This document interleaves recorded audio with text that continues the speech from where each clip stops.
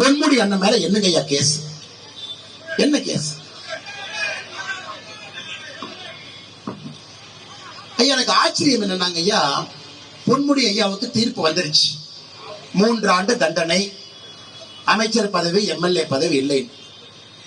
Communist கட்சியிட்ட போய் கருத்து கேட்கிறாங்க, அண்ணா இந்த தீர்ப்பை பத்தி நீங்க என்ன நினைக்கிறீங்க? கம்யூனிஸ்ட் கட்சி என்ன சொல்லும்? நாங்கள் ஏழை பங்காளன், ஏழைகளுக்காக இருக்கக்கூடிய கட்சி. கம்யூனிஸ்ட் கட்சி சொல்லுது தீர்ப்பு கொஞ்சம் கோளாறா இருக்குது, நீதிபதி சரியில்லைன்னு நினைக்கிறேன். இது கம்யூனிஸ்ட் கட்சி. தமிழ்நாட்டுடைய நிலைமையை பாரு. அண்ணன் திருமாவளவன் சமூக நீதி பேசுறாரு, அவர்கிட்ட போய் என்ன தீர்ப்பை பத்தி? நீதிபதி சரியில்லை, தீர்ப்பு தப்பு, நாட்டாம தீர்ப்பை மாத்தி சொல்லுன்னு திருமாவளவன் அவர். ஐயா என்னங்க ஐயா கேஸ்?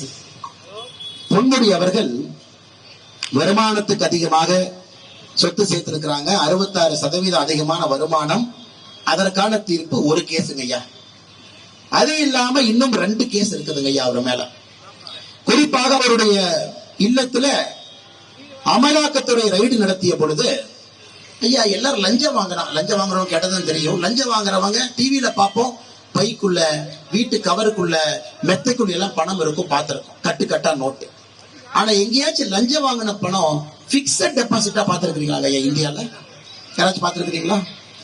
அண்ணன் பொன்முடி அவர்கள் வீட்டுல 41 கோடி ரூபாய் பிக்சட் டெபாசிட்டாக லஞ்ச பணத்தை பிக்சட் டெபாசிட்டா போட்டு வச்சிருக்காங்க. அமலாக்கத்துறை மொத்த பிக்சட் டெபாசிட்டையும் கேப்சர் பண்ணிட்டு 41 கோடி 91 லட்சம். கேட்டா நான் டீச்சரு, கேட்டா நான் விவசாயி, கேட்டா விவசாய வருமானத்தை சேர்த்தா முட்டுட்டாங்கன்னு கோர்ட்ல பேசுறாங்க. துபாயில ஒரு நிறுவனத்தை, இந்தோனேஷியால ஒரு நிறுவனம் வாங்குறாங்க ஐயா. PTXL மென்னிங்டோ அப்படிங்கிற நிறுவனத்தை வாங்குறாரு. அபுதாபியில யூனிவர்சல் பிசினஸ் வெஞ்சர் FZD அப்படிங்கிற நிறுவனத்தை வாங்குறாருங்க ஐயா. எவ்வளவு அற்புதம்னா 2019 அந்த நிறுவனத்தை 41 லட்சத்துக்கு வாங்குறாரு. 41 லட்சத்துக்கு ஒரு நிறுவனம் வாங்குறாரு. 2022 119 கோடிக்கு விற்கிறார். எவ்வளவு ஐயா? இது பேப்பர்ல எல்லாம் போட மாட்டாங்க. நான் உங்களுக்கு வந்து சொன்னாதான் நிறுவனத்தினுடைய பேரு, அது எந்த ஊரு, அது எப்ப வாங்கினாரு, எத்தனை ரூபாய்க்கு வித்தார். நீங்க சொல்லுங்க ஐயா, 41 லட்சம் ரூபாய்க்கு ஒரு நிறுவனத்தை வாங்கி 3 ஆண்டுகள்ல 119 கோடி ரூபாய்க்கு வித்ததை எங்கேயாச்சும் இந்தியால உலகத்துல பார்த்திருக்கீங்களா? அப்ப இந்த நிறுவனமே கருப்பு பணத்தை பதுக்குவதற்காக ஒரு நிறுவனம். ஹவாலா முறையில இங்கிருந்து கருப்பு பணத்தை அனுப்பி அந்த நிறுவனத்தினுடைய ஈக்விட்டியை பலப்படுத்தி அதன் பிறகு 119 கோடி ரூபாய் வித்திருக்கிறார். இது 3வது வழக்கு. அதனால பொன்முடி அவர்கள் எங்க போனாலும் தப்பிக்க முடியாதுங்க. ஒரு வழக்குல தண்டனை, 2வது வழக்குல மைனிங் அமைச்சராக இருந்ததற்கு தீர்ப்பு காத்திருக்கிறது, எப்ப வரும் நமக்கு தெரியாதுங்க ஐயா. 3வது வழக்கு அமலாக்கத்துறை வழக்கு, 41 கோடி ரூபாய் பிக்சட் டெபாசிட். ஒரு நிறுவனத்தை 41 லட்சம் ரூபாய்க்கு வாங்கி 119.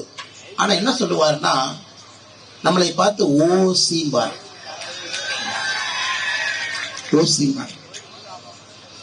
இப்ப ஆண்டவன் சொல்லிட்டான், தம்பி ஜெயில நீ ஓசி சாப்பாடு சாப்பிட வேண்டிய ஒரு நிலைமை. மக்களை பார்த்து ஓசி என்று சொன்னால் தர்மம் தலை காக்கும். அண்ணன் பொன்முடி அவர்களுக்கு இந்த நிலைமைங்க ஐயா. ஐயா எதற்காக நான் திரும்ப அழுத்தம் திருத்தமாக நான் சொல்லிக் கொண்டிருக்கின்றேன் ஐயா. இனிஷியலை வைத்து வாழ்ந்து கொண்டிருக்கின்றார்கள் ஐயா. இனிஷியலை வச்சு, அப்பா இனிஷியலை வச்சு குடும்பத்தை ஓட்டிட்டு இருக்கிறாங்க. ஆனால் தனித்தன்மையாக இருக்கக்கூடிய நாம் அனைவரும் ஒன்றாக இணைந்திருக்கின்றோம். இந்த யாத்திரை பொறுத்தவரை ஏதோ பிஜேபி யாத்திரை, அண்ணாமலை யாத்திரை இல்லைங்கண்ணே, இது உங்க யாத்திரை. எத்தனை பேரு டிஎன்பிஎஸ்சி எக்ஸாம் எழுதுறீங்க? கை தூக்குங்கண்ணே. சரி அண்ணே, திராவிட முன்னேற்ற கழகம் ஆட்சிக்கு வந்த பிறகு ஸ்ட்ரீட் லைட் ஆஃப் பண்ணி வச்சிருக்காங்களா? இதான் திமுக காரனுக்கு இதான் சந்தோஷம். அண்ணாமலை வந்தாருன்னா லைட் ஆஃப் பண்ணு, அண்ணாமலை வந்தாருன்னா லைட் ஆஃப் பண்ணு. இதுல இந்த அற்ப மனுஷங்களுக்கு அற்ப சந்தோஷம். அவனுங்களே சொல்றாங்க, இருண்ட தமிழகத்தை பாரதிய ஜனதா கட்சி மீட்டெடுக்கும்னு அவனே நமக்கு சொல்றாங்க. இருண்ட தமிழகத்தை மீட்டெடுக்க வேண்டிய கட்டாயம் நமக்கு இருக்குங்க ஐயா. திமுக கார ஆட்சிக்கு வந்த பிறகு பரீட்சை நடத்தி இருக்கிறான். எத்தனை பரீட்சை நடத்தி இருக்கிறான், எத்தனை பேருக்கு அரசு வேலை கொடுத்திருக்கிறான்னு பாக்கலாங்க ஐயா. கம்பைன்ட் இன்ஜினியரிங் சர்வீஸ் 2022 ஐயா, டிஎன்பிஎஸ்சி நடத்தப்பட்ட பரீட்சை. ஜூலை மாசம் 2022 39,000 பேர் எழுதுறாங்க. இதுவரை போஸ்டிங் போடல. கம்பைன்ட் இன்ஜினியரிங் சர்வீஸ் 2023 2024 ஜனவரியில் எக்ஸாம் எழுதுறாங்க, இன்னும் ரிசல்ட் வரல. குரூப் 2 எக்ஸாம் பிப்ரவரி 2023 பிரிலிம்ஸ் 9 லட்சம் பேர் எழுதுறாங்க. 116 பேர்த்துக்கு போஸ்டிங், 116 9 லட்சம் பேர் எழுதி. அதுல குரூப் 2A 55,000 பேர் எழுதியிருக்காங்க, இன்னும் ரிசல்ட் வரல.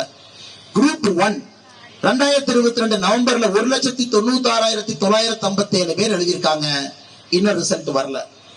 குரூப் 4 ஜூலை 2022 22,45,000 பேர் எழுதியிருக்காங்க, 10,205 பேர்த்துக்கு போஸ்டிங். டூரிஸ்ட் ஆபீசர் ஜூன் 2023 எழுதியிருக்காங்க, ரிசல்ட் வரல. குரூப் 3 பரீட்சை எழுதியிருக்கிறாங்க, இன்னும் போஸ்டிங் போடல. ஐயா மொத்தமா சொல்லணும்னா விழுப்புரம் போற பகுதி எல்லாம் அரசு வேலைக்காக இயங்கக்கூடிய பகுதி. அரசு வேலைக்காக நிறைய பேர் படிக்கிறாங்க, எழுதுறாங்க, கஷ்டப்படுறாங்க, சென்னைக்கு வர்றாங்க, கோச்சிங் இன்ஸ்டிடியூட்ல உட்கார்றாங்க. குரூப் 4 3 2 எல்லாம் எழுதுறாங்க.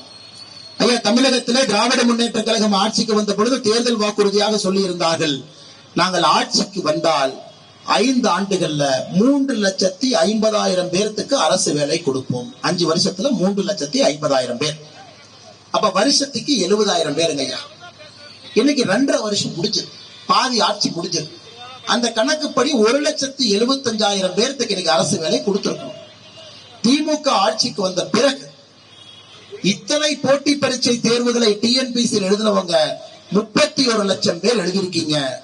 மொத்தமாக உங்களுக்கு கொடுக்கப்பட்ட வேலை 10,321. எவ்வளவு வேலை கொடுத்திருக்கணுங்க ஐயா? 1,75,000 வேலை உங்களுக்கு கொடுக்கப்பட்டிருக்க வேண்டும்.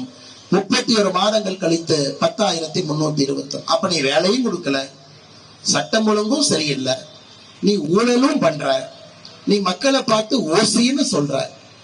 எதுக்கு ஐயா ஆட்சி வேணும்? நான் தெரியாம கேட்கிறேன்.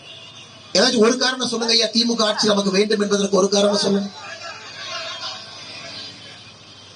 இப்ப நீங்க சொல்லுங்க, கேடி பில்லா கில்லாடி ரங்கா என்கின்ற வார்த்தை நான் சொன்னால் அது சரிதானே என்பதை நீங்கள் நிச்சயமாக உணர்வீர்கள். இவர்கள் கொள்ளையடிப்பதற்காக, இவர்கள் குழந்தைகள் நன்றாக இருப்பதற்காக ஆட்சியாளர் இருக்கின்றார்களோ தவிர சாமானிய மக்களும் உங்களுடைய குழந்தைகள் நன்றாக இருக்க வேண்டும் என்பதற்காக ஆட்சியாளர் இல்லைங்கய்யா. அதனால இந்த யாத்திரைக்கு ஆரம்பத்திலிருந்து கடைசி வரை ஒரு தனிப்பெரும் எழுச்சியோடு வந்திருக்கக்கூடிய எல்லா சகோதர சகோதரிகளுக்கு, பெரியவர்களுக்கு, தாய்மார்களுக்கு நன்றி கலந்த வாழ்த்துக்களை, வணக்கங்களை தெரிவித்து, ஏன்னா 40 நாளுங்க ஐயா, 40 நாள்ல வந்துடும் ஐயா. இந்த டைம் நீ கரெக்டா ஓட்டு போட்டுறோம். 40 நாளுங்க ஐயா. ஐயா நான் என்ன உத்தரவாதம் கொடுத்தேனோ அதை செய்து கொடுப்பது எங்களுடைய கடமைங்க ஐயா. லஞ்ச லாவண்யம் இல்லாத நல்ல ஒரு பாராளுமன்ற உறுப்பினர், விழுப்புரத்தை வளர்ச்சி பாதையில கொண்டு செல்லக்கூடிய உறுப்பினரை கொடுக்க வேண்டியது எங்களுடைய கடமை. அண்ணன் அங்கிருந்து கேட்கிறாரு, வேட்பாளர் பேரை சொல்லிட்டு போங்கன்னு கேட்கிறார். அண்ணன் அங்கிருந்து வேட்பாளர் பேரை சொல்லிட்டு போங்க. ஐயா நம்ம வேட்பாளரின் பெயர் நரேந்திர மோடி, நம்முடைய சின்னம் தாமரை. எந்த வேட்பாளர் நிறுத்தினாலும் அது மோடி வேட்பாளருங்க ஐயா. குஜராத்ல பாக்குறீங்க, உத்தரப்பிரதேசத்துல பாக்குறீங்க, யார் நின்னாலும் ஓட்டு மோடிக்குத்தான். கடுவால மோடி போட்டுக்குவார், அவரு கழுத்துல டப்புன்னு மாட்டி வேட்பாளர் எழுதி குடிச்சுக்குவார். யாரும் தப்பிச்செல்லாம் போக முடியாதுங்க மோடி கிட்ட. அவர் கரெக்டா வேலை செய்யறானா, அந்த எம்பி தொகுதிக்கெல்லாம் கரெக்டா போறாரா, கொடுக்கக்கூடிய பணத்தை சரியா பண்றாங்களா, லஞ்சங்கரு வாங்குறாரா, அது மோடி. அதனால்தான் மோடி கேரண்டி என்கின்ற வார்த்தையை பயன்படுத்துகின்றோம். மோடியை நம்பினால் அது நடக்கும் என்பது மோடியினுடைய கேரண்டி. அதனால உங்களிடம் அன்பான வேண்டுகோள் ஐயா, வேட்பாளர் யாருன்னு முக்கியம் இல்லைங்க ஐயா. வேட்பாளர் மோடிக்கு வேலை செய்கின்றார், மோடி உங்களுக்கு சேவை செய்கின்றார். அதுதாங்க ஐயா நம்முடைய அரசியல். ஆனால் நீங்கள் தைரியமாக, நம்பிக்கையோடு 400 எம்பிக்களோடு ஆட்சிக்கு வரக்கூடிய பாரத பிரதமர் நரேந்திர மோடி அவர்களுக்கு இந்த முறை நீங்க தமிழகத்திலிருந்து 39 கொடுக்கணும். மாற்றுக் கட்சி நண்பர்கள் வந்திருக்கிறாங்க நம்ம கூட்டத்துக்கு, நல்லதுதான். மாற்றுக் கட்சி நண்பர்கள் நம்முடைய எண்மக்கள் யாத்திரைக்கு பெரிய படையோடு வர்றாங்க. அன்னைக்கு ஒரு மாற்றுக் கட்சி நண்பரை பார்த்தேன்னா, கரவேட்டி எல்லாம் கட்டி தைரியமா வர்றீங்க அப்படின்னு. அவர் சொன்னார், தலைவா ஒரே ஒரு பிரதம மந்திரி வேட்பாளர் தான் தலைவா இருக்காரு, அது மோடி மட்டும்தான். ஆனா 2024 நான் கட்சி எல்லாம் பார்க்க போறது இல்ல தலைவா, மோடிக்கு மட்டும்தான் ஓட்டு. என்னை பார்த்து சொன்னாரு, நம்ம பஞ்சாயத்தை நம்ம 2026 வச்சுக்கலாம் தலைவா, ஆனா 2024 எங்களுடைய கட்சி, எங்களுடைய அனைத்து ஓட்டும் பாரத பிரதமர் நரேந்திர மோடி அவர்களுக்கு மட்டும்தான் என்று மாற்று கட்சி நண்பர்கள் படையெடுத்து. ஆனா தலைவர்களுக்கு தெரியாம எல்லாம் கூட்டம் போட்டுட்டு இருக்கிறாங்க. தொண்டர்கள் எல்லாம் தெளிவா இருக்கிறாங்க. அண்ணே, என் புள்ள நல்லா இருக்கணும், என் குழந்தை நல்லா இருக்கணும், என் தலைமுறை நல்லா இருக்கணும், என் குடும்பம் நல்லா இருக்கணும்னா மோடி, அவங்க குடும்பம் நல்லா இருக்கணும், அவங்க குழந்தைங்க நல்லா இருக்கணும்னா அவங்க தனி அரசியல், அதற்கு நான் செல்ல போகும். ஆனால் மாற்றுக் கட்சி நண்பர்கள் இங்கே வந்திருக்கின்றீர்கள், உங்களுக்கும் என்னுடைய தாழ்மையான வணக்கத்தை நன்றிகளை தெரிவித்துக் கொள்கின்றேன்.